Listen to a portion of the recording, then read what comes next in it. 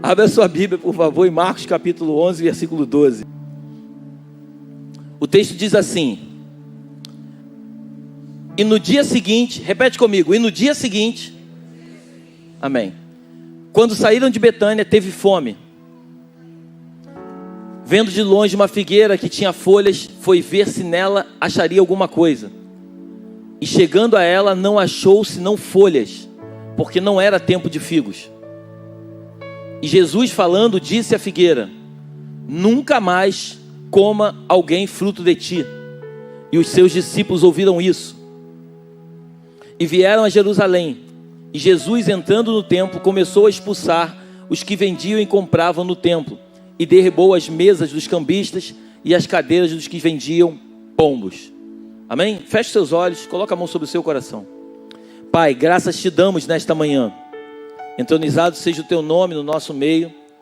Pedimos que o Senhor venha nos revelar através das tuas escrituras aquilo que tu tens para liberar sobre nós neste dia. Enche-nos com tua graça. Pedimos perdão por tudo aquilo que tem magoado o teu coração. E clamamos para que haja um avivamento vindo do teu Espírito sobre as nossas vidas. Leva as mentes cativas ao teu altar. Que todo e qualquer espírito contrário ao teu, nós repreendemos na autoridade do nome de Jesus. E te pedimos que o Senhor venha falar conosco de uma forma clara, objetiva, para que possamos sair daqui completamente transformados pelo poder da tua glória. Esta é a nossa oração. Em nome de Jesus, amém e amém. Dê um aplauso bem forte a Deus. Coloca o tema para mim.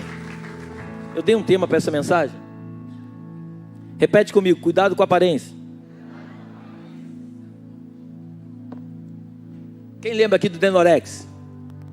Quem lembra do Denorex? Só os antigos. Vou revelar a tua idade, acima de 40, vamos lá. Levanta a mão aí, não fica com vergonha não. Quem lembra do Denorex? Parece, mas não... A aparência, muitas vezes você olha para alguma situação, seja uma pessoa, seja um negócio, e muitas vezes você é levado por aquilo que você vê, mas você não se preocupa por o que está por trás daquilo que você está vendo. Então, às vezes uma pessoa solteira, às vezes não, uma pessoa solteira, normalmente ela é impressionada pela beleza. E ela é movida pela beleza e não pelo conteúdo. Então você vê hoje muitas famílias, infelizmente, destruídas, porque pessoas casaram pela aparência, mas esqueceram a essência que a pessoa carregava dentro de si. Então, Deus esses dias tem falado muito comigo sobre esse tema, sobre a essência, sobre o conteúdo. Você pode perceber que quando vão vender um produto, normalmente as empresas, elas pegam a embalagem, dão uma beleza na embalagem, porque normalmente você compra por aquilo que você vê, sim ou não? Você vai, por exemplo, numa padaria, antes de você saborear o que você vai comer, você aprende primeiro a comer pelos olhos, não é verdade? Primeiro você vê uma coisa bonita, você vê um doce, você vê um salgado bonito, você come primeiro pelos olhos, aí depois você come e sente o paladar daquilo que você está comendo. Então a aparência é algo que tem mexido muito nesses dias, principalmente nesses dias com a população. As pessoas veem algo bonito, elas se encantam. E isso não é ruim. Só que nós precisamos entender que por trás daquilo que está mostrando, daquilo que está sendo colocado como amostra, existe um conteúdo. E o mais importante é o conteúdo e não aquilo que nós estamos simplesmente observando. Você está comigo aí? E Jesus, a Bíblia diz que, Marcos capítulo 11, no dia seguinte. Que dia seguinte, pastor?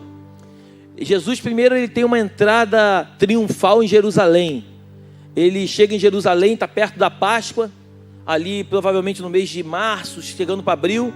Ele está chegando em Jerusalém, ele tem uma entrada triunfal em Jerusalém, ele é ovacionado, as pessoas começam a dizer que ele é o rei e tal. Logo depois ele entra no templo, ele vê os cambistas ali vendendo coisas. Você conhece a história, ele sai quebrando tudo, derrubando tudo. E aí no dia seguinte, ele está saindo de Betânia. O texto diz que ele sai de Betânia. Provavelmente ele estava na casa do seu amigo Lázaro, irmão de Marta e Maria. e ele está vindo novamente para Jerusalém. E quando ele está chegando, ele vê uma figueira. E quando ele avista a figueira, ele vê as folhas lindas. Ele vê uma figueira com muitas folhas. Eu fico imaginando aquelas folhas bem verdes, bonitas. Jesus olhando para aquela figueira, chegando perto. E quando ele chega perto, é interessante que... Coloca para mim o texto novamente. Marcos capítulo... No dia seguinte, quando saíram de Betânia, teve fome. Vendo de longe uma figueira que tinha folhas, foi ver se nela achava alguma coisa. Porque é sempre assim. Primeiro a gente vê de longe. Tudo que a gente vê de longe parece ser uma coisa, mas quando a gente chega perto, é que a gente vê de fato se tem ou não. É assim, não é? A gente às vezes conhece uma pessoa de longe, aí a gente vai fazer uma sociedade com ela. E quando a gente chega perto, que a gente começa a se relacionar, aí a gente vê que tudo que a gente tinha visto de longe é diferente daquilo que a gente está vendo de perto. Então tudo que você vê de longe tem uma forma, mas quando você chega perto, você vê a verdadeira essência. E aí o texto continua dizendo, e chegando a ela, não achou senão folhas. E quando você vai estudar um pouco, a figueira normalmente ela dá frutos em junho. E a figueira, antes de dar folhas, ela normalmente dá fruto primeiro, para depois dar folha. Às vezes até acontece de dar folha junto com fruto, mas é difícil ter folhas e não ter fruto. Então, quando Jesus olha para aquela figueira, ele vê muitas folhas, mas quando ele chega perto não tem fruto.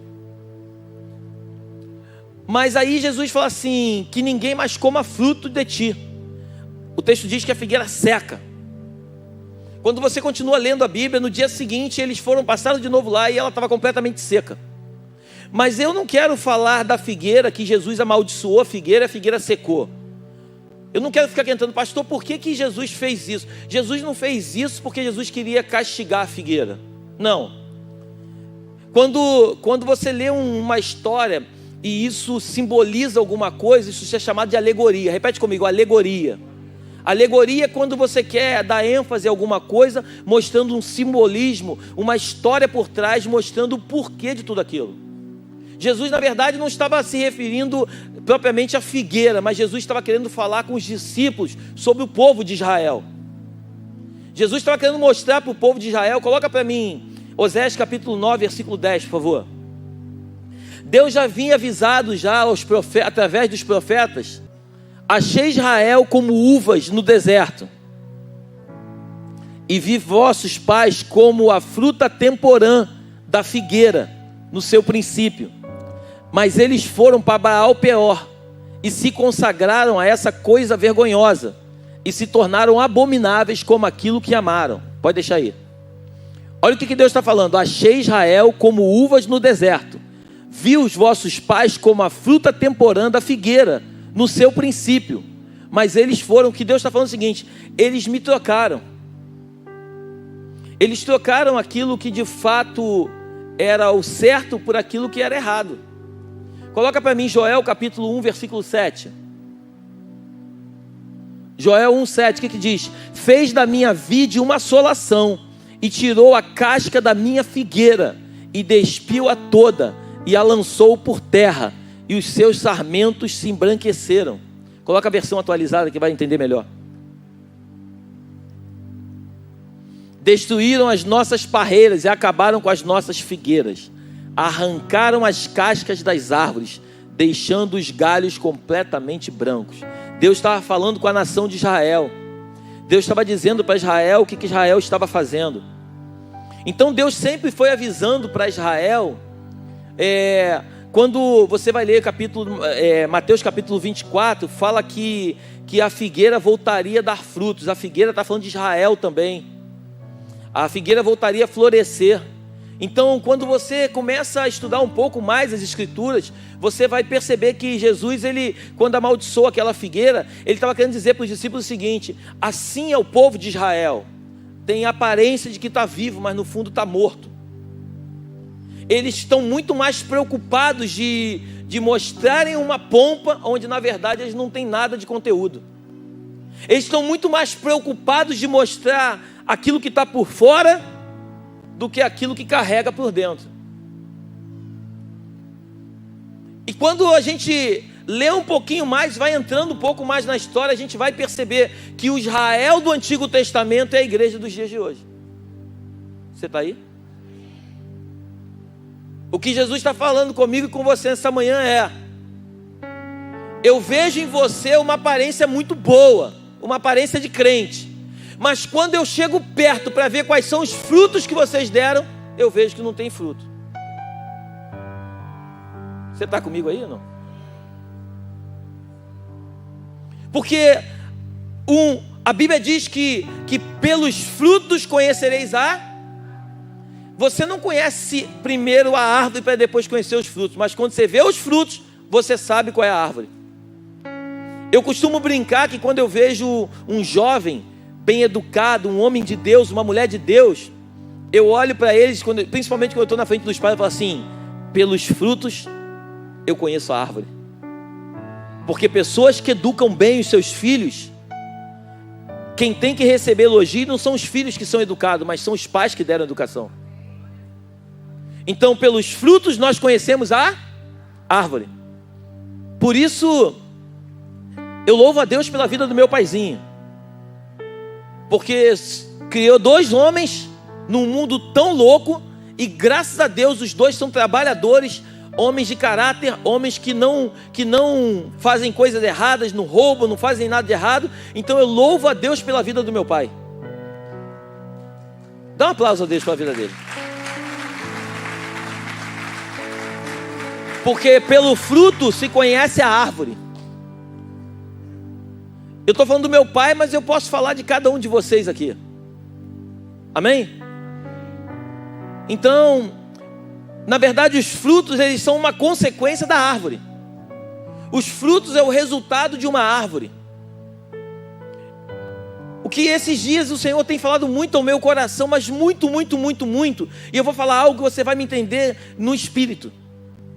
Se cada um de nós ganharmos uma alma para Jesus, no domingo seguinte não tem lugar para sentar na igreja. Uma alma que eu estou dizendo, não estou falando 2 nem 3, estou falando uma alma. E nós somos julgados não por aquilo que nós conhecemos, mas pelos resultados que damos. Coloca para mim João capítulo 15, versículo 1. Olha o que diz o texto. João 15, 1. Jesus disse: eu sou... Quem disse? Não foi o pastor Léo, foi Jesus que disse: eu sou a videira verdadeira e o meu pai é o lavrador. Todos os ramos que não dão uvas ele corta, embora eles estejam em mim. Mas os ramos que dão uvas ele poda, a fim de que fiquem limpos e deem mais uvas ainda. Vocês já estão limpos por meio dos ensinamentos que eu lhe tenho dado. Antes de nós continuarmos, deixa aí. O que Jesus está dizendo é o seguinte: a limpeza não é pegar um facão e me cortando e te cortando. A limpeza vem daqui. Nós somos limpos pelos ensinamentos, mas nós precisamos dar frutos. Nós precisamos frutificar. Nós precisamos dar resultados. Para quem? Para o pastor Léo? Não, para Jesus. Porque o propósito de Jesus é levar todo mundo para o céu. Amém? E o propósito do diabo é permitir que muitos dos nossos irmãos não cheguem até a eternidade, não sejam salvos. Está comigo aqui ou não? O diabo sabe que o tempo dele já está chegando. Então qual é o propósito dele? Ele sabe que não tem jeito, ele vai para o lago de enxofre, é o que está escrito na palavra. Mas ele quer levar o máximo de pessoas com ele. E qual é o meu propósito e o teu, quando somos chamados por Jesus? É ajudar com que o máximo de pessoas seja alcançado pelo Evangelho de Cristo. Se nós estamos seguindo a Jesus e nós não temos desejo de salvar pessoas do inferno, nós não entendemos nada do que é Evangelho.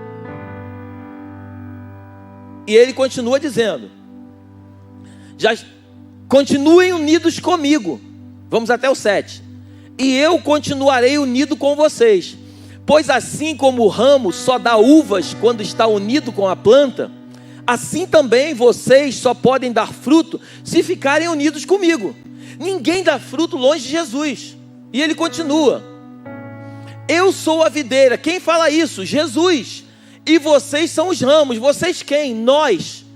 Quem está unido comigo e eu com ele, esse dá muito fruto, porque sem mim vocês não podem fazer nada. Ninguém faz nada sem Jesus. Ninguém consegue evangelizar, ninguém consegue pregar, ninguém consegue convencer ninguém. A Bíblia chega ao ponto de dizer o seguinte: ninguém convence ninguém, se não for pelo Espírito Santo, por Jesus. Vamos lá. Quem não ficar unido comigo será jogado e... Lembra da figueira? O que Jesus fez com a figueira? Ele secou a figueira. Por isso, muitas vezes, muitas vezes a gente vê pessoas que não conseguem prosperar na vida. Eu vou falar algo que eu queria que você pegasse no teu espírito. Pessoas que não conseguem prosperar na vida. Elas trabalham, mas elas não conseguem ver o fruto do seu trabalho. Se eu puder te dar um conselho como homem de Deus, agarra isso no teu coração, coloca em prática e depois me cobra. Procura investir mais tempo na obra de Deus. Eu não estou falando de na obra de Deus de vir para a igreja e ficar trabalhando igual um louco sem conhecer o Deus da obra, não. Eu estou falando de conhecer a Jesus e saber de fato aquilo que Ele espera de você. Porque quando você conhece Jesus, eu falei aqui semana passada, na quinta-feira, no final do culto eu estava dizendo o seguinte: nós somos cristãos. Essa semana agora, veio uma notícia até aos meus ouvidos que me deixou chocada. Uma irmã nossa, sem falar quem é, uma irmã nossa aqui precisando de trabalho. Eu acionei os irmãos, conseguiram arrumar uma entrevista de trabalho para ela. Quando chegou no dia da entrevista, o que tu acha que aconteceu? Diz para mim. Fala bem alto, fala para mim. Quer trabalhar? Sim ou não? Quer trabalhar? Sim ou não? Não. Não quer trabalhar. Não quer trabalhar. Pastor, mas você está julgando. Não estou julgando, não quer trabalhar. Porque quem quer, faz tudo o que tem que fazer para estar no emprego. O grande problema é que nós cristãos, nós precisamos entender que nós somos um representante de Cristo na terra. Cristão, a primeira palavra cristão foi dita no livro de Atos. A primeira vez que foi dito o nome cristão, cristão representa um pequeno Cristo. Cristão é um representante de Cristo na terra. Quando as pessoas olham para você e vê você como um cristão, você não pode decepcionar as pessoas, porque você na verdade é um representante, é um embaixador de Cristo na terra. Se você entender isso, as coisas começam a mudar. Então quando tudo que você vai fazer, você fala assim: não, eu estou fazendo porque tem alguém me olhando, e muito mais do que está me olhando, eu sou um representante de Cristo na terra, eu não posso decepcionar Cristo. Mas não. Muitas vezes a gente está envolvido em situações e a gente está muito mais preocupado com o nosso bem-estar do que propriamente com Cristo. Então nós somos como que esses ramos. Nós não estamos preocupados de estar enxertados na videira, mas nós estamos preocupados de fazer aquilo que nós achamos que tem que ser feito, porque é bom para nós e não bom para Cristo. Se você entender que o que é bom para Cristo naturalmente vai ser bom para nós, se você entender isso, as coisas mudam na tua vida. Se você entender que vale a pena você investir tempo fazendo a obra de Deus, você vai perceber naturalmente que o Deus da obra, Ele vai se encarregar de mover céu e terra em teu favor. E portas que se encontravam fechadas, Ele próprio vai abrir. Está escrito nesse livro. Porta que Ele fecha, ninguém abre. Porta que Ele abre, ninguém fecha. Ele só precisa liberar uma palavra do altar. Lembra quando Daniel orava? Daniel capítulo 10, Daniel orava. A Bíblia diz que quando Daniel orou, o Senhor liberou a bênção na hora. Mas a bênção ficou retida onde, pastor? Nas regiões celestiais, no segundo céu. A Bíblia diz que Daniel, ele ficou 21 dias de oração e jejum. E aí Daniel orando, aí o Senhor mandou o arcanjo Miguel para guerrear contra o príncipe da Pérsia. E ele guerreou e liberou uma bênção que havia sido liberada no primeiro dia. Existe uma luta nas regiões celestiais entre o bem e o mal. Você pode até não crer nisso, mas está escrito nesse livro. Então quando você ora, e quando aquilo que você ora está de acordo com aquilo que Deus tem para você, Ele não demora 2, 3, 4 dias, Ele libera na hora a bênção. E muitas vezes a bênção não chega, porque ela está retida nas regiões celestiais, onde o príncipe da Pérsia está guerreando, impedindo que a tua bênção chegue. Por isso, quando você está diante de um trabalho, do teu patrão, de onde você mora, qualquer lugar que seja, você precisa ser um representante de Cristo na terra, porque aquilo que você faz, não só com palavras, orando e jejuando, mas também com atitudes, porque as atitudes falam mais do que as palavras, vai fazer com que o arcanjo Miguel venha liberar as bênçãos e venha recair sobre você. Você está aí comigo? A nossa vida, nós somos seres terrenos que carregamos algo espiritual dentro de nós. Nós somos a única criatura na terra formada do pó e do espírito. A nossa carne, ela veio do pó, mas o nosso espírito foi o ruá de Deus. Ele soprou nas nossas narinas. O espírito que existe em nós é o espírito que está nele. Por isso eu e você, todos nós temos um buraco no nosso peito enorme, com um desejo insaciável de satisfazer a nossa necessidade. Mas essa necessidade não é um carro, não é uma casa, não é uma empresa. Essa necessidade chama-se Jesus Cristo. Quando você entende isso, esse Jesus, ele entra, ele preenche o buraco que estava no teu coração e ele fecha essa ferida e você se sente pleno nele. Todos nós temos necessidade. Por que nós temos, pastor? Porque nós temos a essência do céu. Nós temos desejo de nos conectar com algo que muitas vezes não entendemos o que é, mas é o Espírito de Deus nos chamando. E ele continua no 7. Glorifica a Deus. E o 7, eu amo esse texto.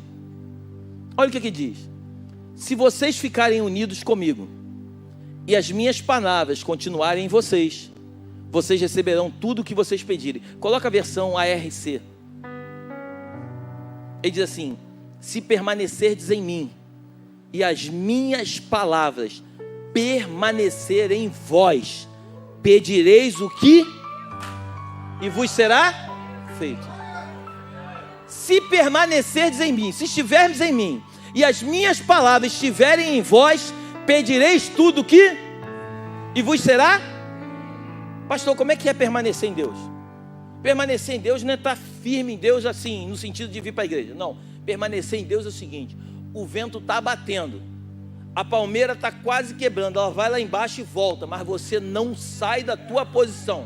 Você sabe que mesmo você vivendo um vento, Deus tem uma promessa e aquele que prometeu é fiel para cumprir. A palmeira, ela faz assim, ela vai lá embaixo, aí ela volta, aí é difícil você ver uma palmeira quebrar. Sabe por que a palmeira não quebra? Depois você vai estudar. A palmeira, antes de crescer para cima, ela cresce para baixo. A palmeira primeiro, ela vai lá no fundo, a raiz dela é profunda, porque quando ela tem uma raiz profunda, ela não permite. O que vai sustentar você não é a altura que você tem, mas é a profundidade que você carrega. Amém? Glórias a Jesus. Então Jesus está dizendo para aqueles discípulos: olha, tem muito fruto aqui e não tem nada. Quando chega perto não tem nada, porque muitas vezes a gente olha de longe e de longe parece, mas quando chega perto é que você vê se realmente é ou não. Por isso eu amo o texto de 2 Timóteo capítulo 4. Coloca para mim. Cara, esse texto é tão atual, eu tenho falado muito ele aqui na igreja. Esse texto é tão atual, mas tão atual. Olha o que ele diz, fala assim, ó: na presença de Deus e de Cristo Jesus, que julgará todos os seres humanos, tanto os que estiverem vivos como os que estiverem mortos. Eu ordeno a você quem? É Paulo escrevendo a Timóteo. Eu ordeno a você, com toda firmeza, o seguinte: por causa da vida de Cristo e do seu reino, pregue a mensagem e insista em anunciá-la. Pregue a palavra, não deixe de falar. seja no tempo certo ou não, procure convencer, repreenda, anime e ensine com toda. Mas ele fala assim, olha, repreenda. Então por isso a gente precisa entender uma coisa: todas as vezes que somos repreendidos na palavra, é necessário, porque ninguém toma jeito na vida recebendo elogio. As pessoas só são consertadas quando recebem algum tipo de repreensão, sim ou não? O elogio é para fazer você crescer, mas a repreensão é para fazer você parar e voltar atrás. Então a repreensão é necessária no meio do corpo de Cristo. Por isso, quando você vê sempre alguém batendo nas tuas costas, dizendo que está sempre certo, tome cuidado com isso, amém? Porque quem te ama de verdade é aquele que vai dizer não para você, vai dizer, ei cara, não concordo contigo. Nós temos aqui entre nós pastores aqui um acordo. Quando a gente não concorda com alguma coisa, a gente fala para o outro, cara, não gostei, Rodrigo, do que tu fez. Pastor Léo, não achei legal o que tu fez. Porque se nós não formos verdadeiros conosco, nós estamos brincando de ser crente. E se nós não conseguimos ter um relacionamento entre nós líderes, como que nós vamos lidar com os liderados? Amém? E ele continua dizendo, agora vem a parte que eu acho mais linda. Pois vai chegar o tempo. Que tempo, pastor? Agora. Agora. Vê se isso aqui está acontecendo. Lê comigo. Vai chegar o tempo em que as pessoas não vão dar atenção ao verdadeiro ensinamento, mas seguirão os seus próprios. Olha, entenda bem, eu não tenho nada contra. Coach é uma profissão, não é um chamado pastoral. O cara quer ser coach, glória a Deus e aleluia, ele vai ser coach na empresa dele, ele monta o negócio dele, ele vai ser coach. Esse lugar aqui, pessoas não foram chamadas para ser coach, elas foram chamadas para ensinar a palavra de Deus, amém? E ele continua dizendo, seguirão seus próprios desejos, arranjarão para si mesmas uma porção de quê? O que mais tem na internet? Meu mentor. Eu acho interessante que as pessoas falam assim, fulano é meu mentor, o cara nem conhece ela. O fulano é meu mentor porque ele fala coisas na internet que ela acha legal e ela segue ele, mas ela não sabe o dia a dia dele, porque ele pode estar lindo, cheio de folha por fora, mas chega perto, cadê o fruto? Está aí ou não? Está aí ou não? Eu não estou te falando de todos, pelo amor de Deus. Tem muitos homens de Deus na internet. Muitos. Eu acredito que muito mais homens de Deus do que aqueles que não são. Eu acredito no meu espírito, tem muito mais homens de Deus do que aqueles que não são. Mas tem uns negocinhos na internet aí que só Jesus Cristo. Mas as pessoas seguem. Elas acham legal. Eu nem vou pedir para tu levantar a mão para tu não passar vergonha. Arranjarão para si mestres, para si mesmo, uma porção de mestres, que vão dizer a elas o quê? O quê? Sim ou não? Claro que sim. E aí o 4. Essas pessoas deixarão de ouvir o quê? Para dar atenção às... E o 5. Mas você, Paulo falando para Timóteo, seja moderado em todas as situações, suporte o quê? Pô pastor, então quer dizer que andar com Cristo tem que sofrer? Tem. Aquele que quer seguir Jesus, tome o quê? Fala bem alto, tome o quê? Negue-se o quê? E me... Não pode só seguir sem negar, não pode não. Não pode só seguir sem tomar a cruz, não pode não. Tem que tomar a cruz, negar a si mesmo e seguir. Suporte o sofrimento, faça o trabalho de um pregador do Evangelho e cumpra bem o seu dever de servo de Deus. E para fechar, coloca para mim Mateus 7,15.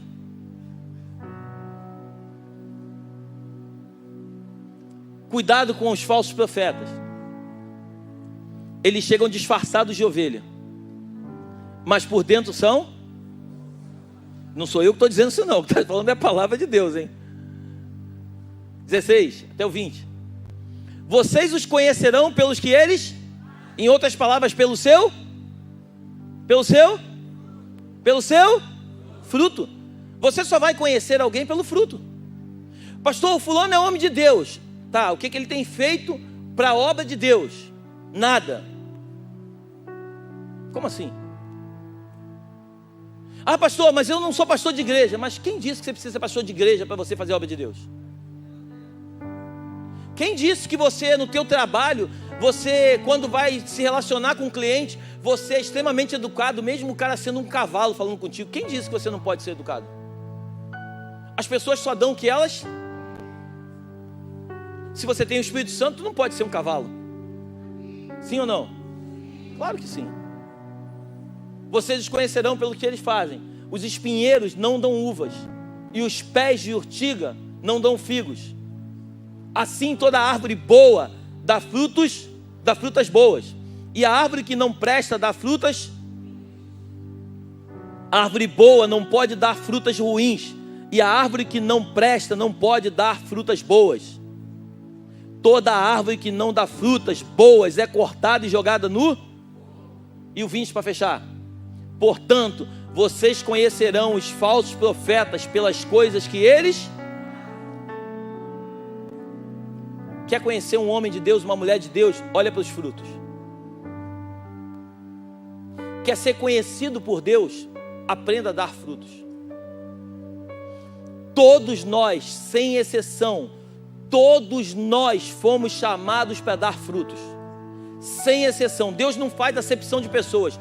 Todo ser humano foi chamado para dar fruto. Tem pessoas que foram chamadas para dar fruto nas suas famílias. Tem pessoas que criam os seus filhos debaixo de um temor de Deus tão grande, que aqueles meninos, quando crescem, se transformam em grandes pregadores, grandes evangelistas, transformam uma geração. Eu sempre digo nessa casa, eu quero que o meu teto da minha esposa seja o chão dos meus filhos. O meu desejo é que tudo que nós fizermos para a obra de Deus, para que seja o mínimo, é onde os nossos filhos vão começar a fazer. O meu desejo é que os nossos filhos voem muito mais longe, mas muito mais alto que eu e minha esposa estamos fazendo. O nosso desejo é que eles sejam homens de Deus, comprometidos com a palavra, com a verdade. Que eles sejam homens de caráter, que eles sejam homens de uma única mulher. Eu oro, é louco que eu vou te falar, mas eu oro porque os meus filhos casem virgens. A minha oração, eu converso com eles para que eles casem virgens. Pastor, isso é difícil para outro, mas em nome de Jesus meus filhos vão casar virgem. Porque eu profetizo na vida deles. Pastor, mas o mundo está maluco. O mundo está maluco para outro, mas para ele não vai ser maluco. Pastor, como é que você pode garantir? Eu não posso garantir, mas eu posso profetizar. Eu não me movimento pelo que vejo, me movimento pelo que eu creio. Eu acredito que os meus filhos serão homens de Deus e que eles vão andar debaixo da verdade de Deus. Leva-nos para os nossos lares debaixo da tua proteção e da tua graça. Que o teu anjo vá diante de nós, nos conduzindo pelo único e verdadeiro caminho. Que as doces consolações do teu Espírito se façam presentes não só hoje, mas para todo sempre. Que nós tenhamos a melhor semana da nossa vida. Uma semana de vitórias, uma semana de portas abertas. Eu profetizo o melhor de Deus sobre a sua vida. E que você entenda que você é de fato a verdadeira videira, Senhor, e nós somos os ramos. E não permita que nós venhamos nos separar de Ti. Essa é a nossa oração, em nome de Jesus. Amém e amém. Que Deus te abençoe e vá em paz.